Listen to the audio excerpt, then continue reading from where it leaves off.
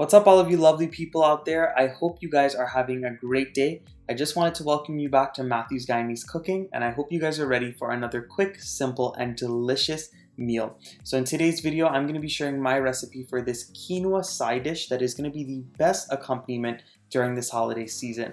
I know since Thanksgiving has passed, a lot of us are tired of eating very heavy foods and we want things that are just a little lighter. So for this holiday season, for Christmas, or for any of your small socially distanced gatherings, I hope you guys give this quinoa side dish a try.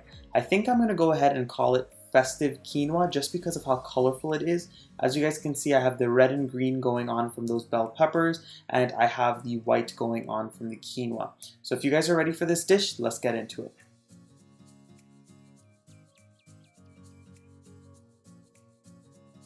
So in a heavy bottom non-stick pan, I am going in with some salted butter as well as a little bit of olive oil. Now I like to use butter and olive oil together just because the butter gives the dish a really nice richness and of course that buttery flavor.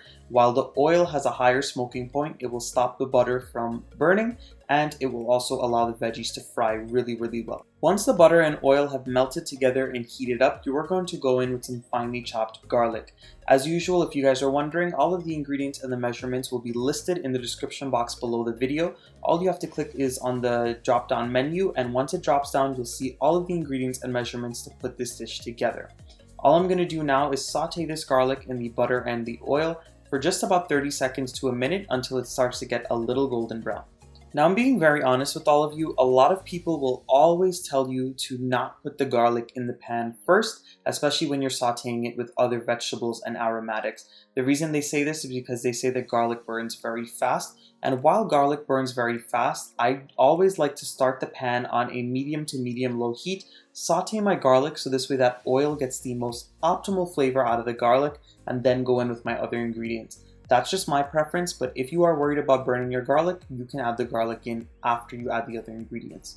But once my garlic got nice and golden brown, I raised the heat up to a medium-high heat, so this way I can start sauteing my bigger pieces of veggies. So at this point, I'm going in with some finely chopped onion, and I'm going to saute this for about 30 seconds to a minute and allow those to get a little bit translucent as well.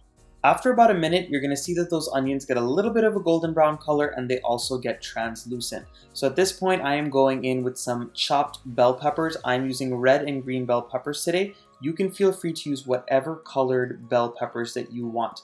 I'm going in with the green and the red today just because I wanted to go a little bit holiday themed with this recipe. So as you guys can see already, you've got the white from the onion, the red from the bell pepper, and the green from the green bell pepper.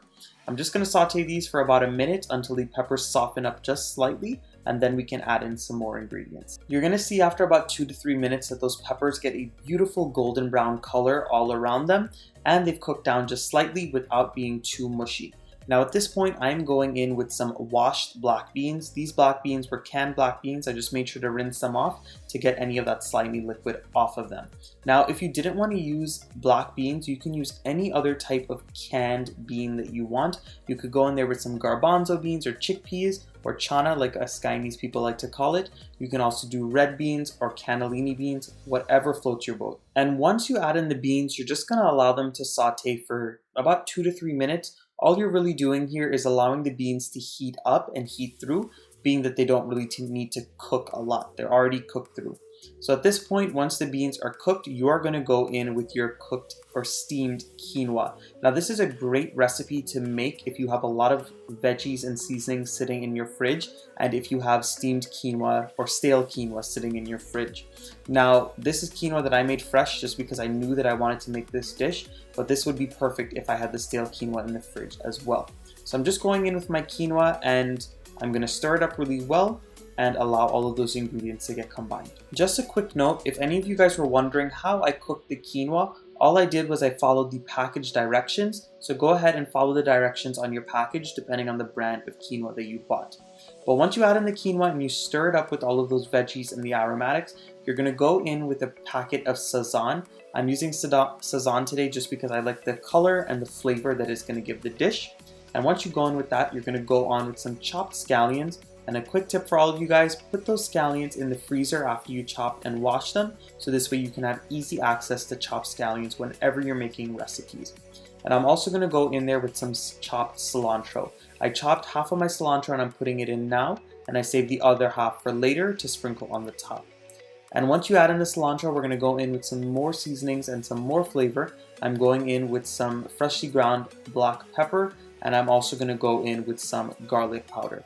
Now you guys are going to see that throughout this entire dish I didn't add any hot pepper into it. Now while I would love to spice it up and add a bunch of hot pepper to this dish, my cousins were eating this today, so they don't really like spicy food, so I didn't want to make this too spicy. So I omitted the hot peppers, but if you wanted them in there, you can add them in.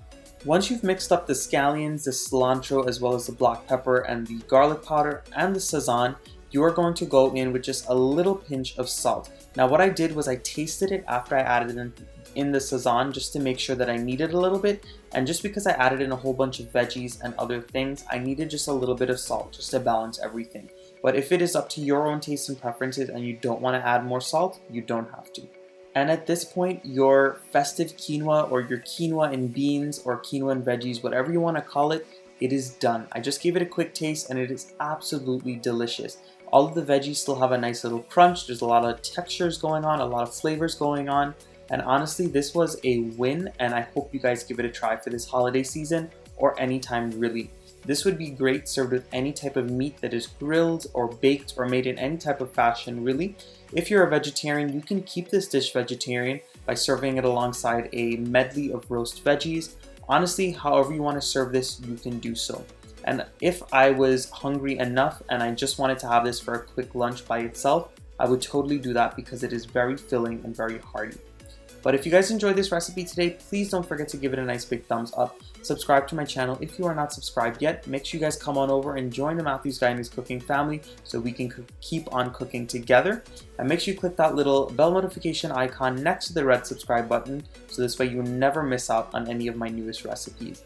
And of course, the last thing you gotta do and have to remember is leave those comments down below so this way I can see what next to make for all of you guys. I'll see you guys again very soon with another one of my awesome recipes. Have a great day and a great rest of your week. Bye everyone.